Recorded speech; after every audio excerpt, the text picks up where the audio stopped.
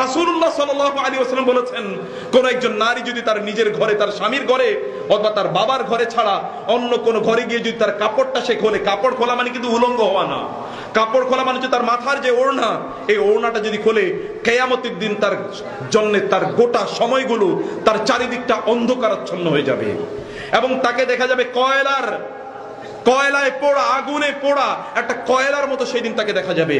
রাসূলুল্লাহ সাল্লাল্লাহু আলাইহি ওয়াসাল্লাম তিনি একজন নারী কিভাবে তিনি তার জীবনটাকে, তার সময়টাকে কাটাবেন, কিভাবে তিনি পর্দা মেইনটেইন করবেন, রাসূলুল্লাহ সাল্লাল্লাহু আলাইহি ওয়াসাল্লাম আমাদেরকে বলে দিয়েছেন।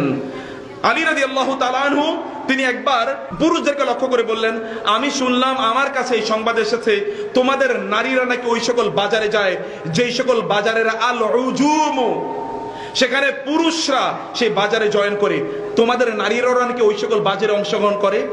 আমি এই কথা শুনতে পেয়েছি। ওয়াল্লাহি ইন্নাহুম লা ইয়াগারুন, আল্লাহর কসম এই সকল লোকদের কি নাই, কোনো গায়রাত নাই।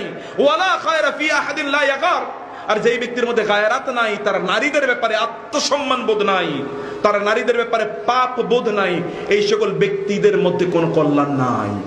এখন আপনাদের নারীরা বাজারে যায় কিনা? পুরুষদের সাথে গায়ে ঘেসে ঘেসে, গায়ে ধাক্কা দিয়ে দিয়ে বাজার করে কিনা?